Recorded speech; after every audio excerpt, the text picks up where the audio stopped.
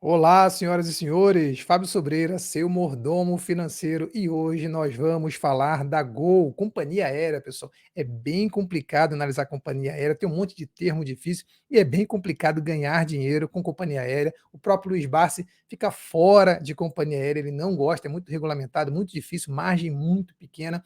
Tem até uma brincadeira que a gente faz aqui no Leve a Mal no mercado, que é para você ficar milionário investindo em companhia aérea, você tem que começar pelo menos bilionário, porque a chance de perder dinheiro é bem grande. A verdade é que não está mal. As companhias aéreas, de uma forma geral, eu vou entrar aqui ó, no Infomoney nas maiores altas e baixas, no mês estão perdendo bem 18% e 12%, mas no ano estão ganhando Gol 46% e Azul 73%. Não podemos dizer que, por enquanto, é um mau negócio. E a Gol apresentou bons resultados. Essa é a verdade. A Gol veio com bons resultados e é o que a gente vai falar agora. Se você curte esse conteúdo, não esqueça de se inscrever no nosso canal do Seu Mordomo Financeiro. Nós estamos tentando atingir a meta de 3.000 seguidores. Começamos o canal há um pouco mais de 2 meses, está crescendo bastante, graças a vocês. Eu queria agradecer a colaboração de todo mundo e que vocês ajudem a gente a chegar aos 3.000 seguidores. Ainda essa semana está bem fácil da gente chegar e basta que vocês aí colaborem para que a gente vá crescendo cada vez mais para poder trazer cada vez mais conteúdos para vocês, conteúdo de qualidade. Não esquece de curtir e de comentar. Eu invisto em companhia aérea, eu invisto na Gol, eu invisto na Azul, ou eu não invisto, eu não gosto, concordo com o Barça que é muito difícil, eu discordo, já ganhei muito dinheiro. Escreve o que você pensa da Gol e das companhias aéreas. Também não esqueça de entrar na nossa comunidade, a comunidade do Mordomo. Lá a gente bate papo, lá a gente fala bastante sobre ações, sobre fundo imobiliário, e vocês têm acesso direto a mim, ao Alexandre.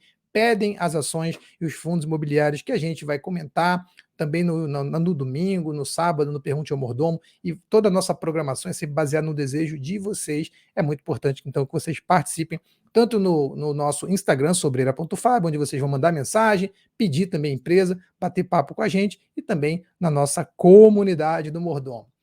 Para falar do balanço da Gol, é importante entender que tem alguns termos. Eu chego aqui e falo, ó, o lucro líquido da Gol ela foi de 556 milhões no segundo trimestre de 2023, revertendo o prejuízo.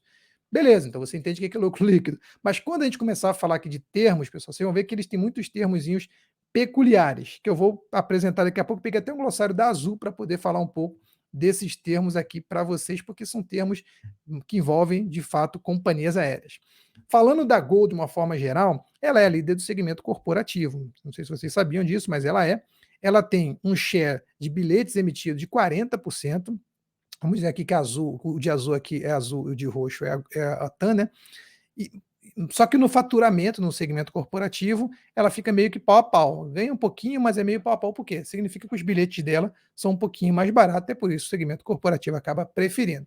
608 voos diários, 160 mercados atendidos e mais ou menos 7 bilhões de pessoas transportadas. Então é bem grande a Gol, vocês devem imaginar. E aí, quando a gente vem aqui para o balanço, o que aconteceu com a Gol? Esse lucro de 556 reverte um prejuízo de 2,86 bilhões a um ano. O segundo trimestre não é fácil para a companhia aérea, pessoal. Pensem, primeiro trimestre tem janeiro, férias da garotada. Segundo, não tem nada. Abril, maio, junho. O terceiro já tem julho, que é o que a gente está agora, que é férias da garotada de novo. E aí, dezembro, né, final do ano, dezembro, preciso nem dizer, é quando as pessoas mais viajam, é dezembro e janeiro. Segundo trimestre é fraco. Se você for comparar com os trimestres anteriores, realmente vai dar problema.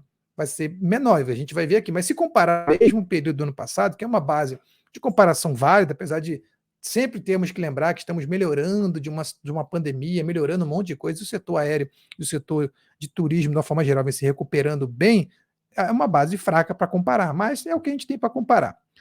Tem que tentar comparar banana com banana sempre. Os analistas esperavam um prejuízo de 152 milhões e veio um lucro de 556 milhões. Meus amigos analistas erraram feio. Previsão é um negócio que é feito para errar, pessoal, não esquenta. A empresa entregou a maior receita em um segundo trimestre da história, 4,1 bilhões, um aumento de 27,9% em relação ao mesmo período do ano anterior.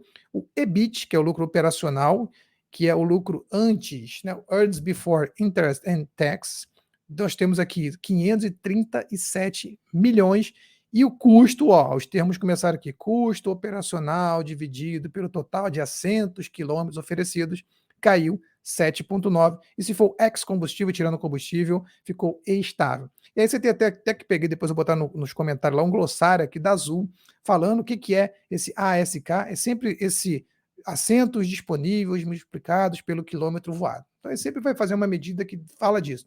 Quantos assentos tinha disponível e quantos quilômetros foram voados, qual é o custo, qual é a receita, qual é o lucro, tudo vai ter essa base, depois eu coloco aqui para vocês até esse link aqui desse glossário. Vocês procuram na internet um glossário sobre companhias aéreas, aí, sobre ASC, sobre esse tipo de coisa, você vai encontrar.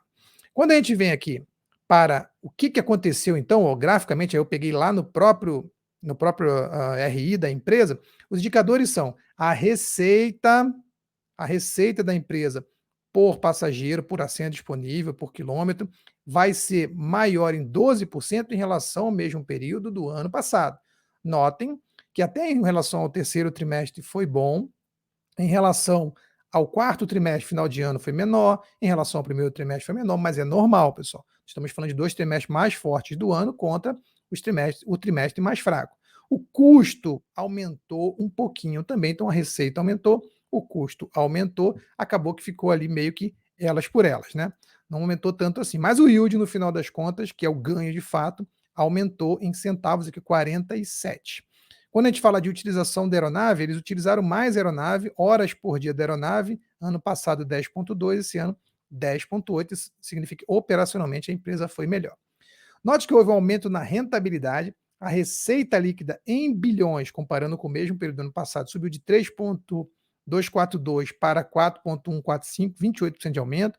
O EBIT, que é o lucro operacional, aumentou 18,9 e o EBITDA, que é o EBITDA é antes também da depreciação e das amortizações, ele tem 16% de aumento. Então, olha só, a receita aumentou, mas o EBIT era negativo, virou positivo, e o EBITDA era 6, passou para 22, mais do que triplicou. Então não podemos dizer que é um balanço ruim, é um balanço muito bom. A tarifa média da empresa, ela conseguiu aumentar a tarifa média, o que é muito bom, bom para eles, né? Para a gente que viaja é horrível, mas eles aumentaram a tarifa média e a evolução da receita tem sido uma evolução bacana aí, ó. Segundo trimestre de 2019, antes da pandemia, era 3,141, caiu drasticamente na pandemia. Olha, pessoal, que desespero. 2020, 2021, 2022 voltando para o patamar pré-pandemia e 2023 ultrapassando. Óbvio que tem uma demanda reprimida, mas lembrando que eles são muito fortes no corporativo, então não tem tanta demanda reprimida assim no corporativo, porque as pessoas não precisam de fato hoje viajar tanto quanto precisavam antes. A companhia diz que tem transportado 7 milhões de passageiros, um aumento de quase 20% com relação ao ano anterior, com crescimento consistente na demanda corporativa.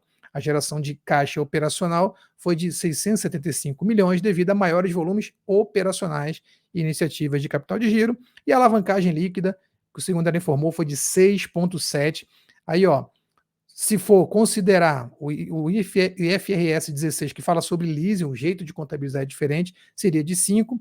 E se for tirar a emissão do SSN, que foi uma emissão que foi feita para poder captar, por causa de uma reestruturação societária, ficaria 3,5, e aí vai ser pago lá em 2028, e vai melhorar um pouco mais essa margem. Mas a perspectiva da empresa era de fato que ficasse 6 e pouco, ficou 6 e pouco, o que é muito bom.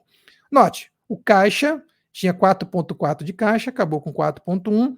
Receitas, ou as entradas operacionais aqui, 4,7 aumentou, custos 3,7, e de resto foi pouca influência, né? Pouca influência de CAPEX, que é investimento, por exemplo, em compra de aeronaves e ativo imobilizado de fato, e o financeiro também influenciou pouco, foi mais a operação da empresa mesmo. E aí, a desalavancagem, aquilo que ele está falando do balanço ali que está melhorando, a dívida líquida da empresa foi diminuindo de 20,9 para 15, agora para 21,2, mas a ideia é chegar a 15,1. O EBITDA foi subindo de 2,1 para 4,1 e a empresa foi ficando cada vez mais desalavancada, como eu falei, agora está 6,7, se for pelo IFRS 16, 5,0, e aqui a tendência é que fique ainda mais baixo e que vá diminuindo e diminua ainda mais em 2028, quando acabar a emissão que foi feita lá para 2028. Finalizando, a Gol prevê que a oferta de voos suba de 10 a 15% este ano, ante uma estimativa de expansão de 15 a 20. Isso é bem ruim, porque ela previa um aumento maior e agora está prevendo que vai chegar no máximo a 15%, não mais, no máximo a 20%. A frota operacional continua entre 114 e 118 e a taxa média de ocupação cerca de 81%. A companhia reviu também a previsão de receita no ano de 19,5 para 19,3, não é uma revisão muito grande, mantém mais ou menos parecido, e um EBITDA de 25 ante estimativa anterior de 24. Então, cai um pouco a receita, aumentou um pouco o EBITDA, tá tudo bem. Lembrando, a Gol é dona da Smiles, para quem gosta de companhia aérea, né, para quem gosta de viajar e tudo mais, é bem importante lembrar que a Gol é dona da Smiles e que por isso ela tem lá uma receita que vem também da Smiles. Então, note que essa receita da Smiles vem crescendo muito, a quantidade de cliente muito grande, vou até aumentar aqui que eu esqueci, né? Quantidade de cliente muito maior e a quantidade de faturamento também crescendo bem, principalmente em relação ao ano passado. Então, resumo dos destaques aqui da Gol, a Gol tem uma venda, as vendas brutas aumentaram 7,3%, sempre em comparação ao mesmo período do ano passado. A receita dela, de uma forma geral, cresceu tanto em assento disponível quanto em ocupação de fato. Então, a taxa de ocupação se manteve 76,9%, com aumento nos dois. O ganho cresceu, a receita cresceu, o custo deu uma diminuída aqui, então isso é bom. O EBITDA ficou de 943 e a margem subiu 8,1 pontos percentuais para 22,8, o que é muito, muito, muito bom. E a dívida líquida 6,7, esse é o resumo de tudo aquilo que a gente falou. Só para poder complementar, então, olhando aqui a Gol no site do investidor 10, não tem dividend yield, a empresa que quer dar lucro, né? Está tudo negativo. E por que está tudo negativo, pessoal? Porque a gente tem preço sobre valor patrimonial negativo, significa que a empresa tem um patrimônio líquido negativo. Preço sobre lucro negativo significa que a empresa tem lucro negativo, ou seja, prejuízo, porque o preço sempre vai estar positivo. Se o número é negativo, significa que isso aqui é porque a base é negativa. Nos últimos 5 anos, a empresa vem aí caindo bastante, vem patinando, é bem difícil. Mesmo quando a gente coloca 10 anos, também é difícil. Se a gente olhar aqui, nos últimos 10 anos, teve até um lucro, um ganho aí de 24,88, mas corrigido pela inflação, que é o que importa. 30% de perda. Se for olhar em 5 anos, então pior ainda. Se for olhar em 2 anos, então aí a situação é bem complicada, 50% de perda. Mas este ano, 27% de ganho, últimos 3 meses, 71% de ganho, e no mês aí caindo 15%. Não é fácil investir em companhia aérea, vocês devem imaginar. Não é à toa que o pessoal reclama. Notem que, infelizmente, o lucro da companhia, se eu botar aqui o lucro, ele vem sendo poucas vezes positivo, a maioria do tempo negativo, e até a média, pessoal, média de 0,71 negativo, contando aqui desde 2013, pelo menos os últimos 10 anos. É bem complicado investir em companhia aérea, com certeza. Eu nem preciso falar que dividendos, esse tipo de coisa não tem.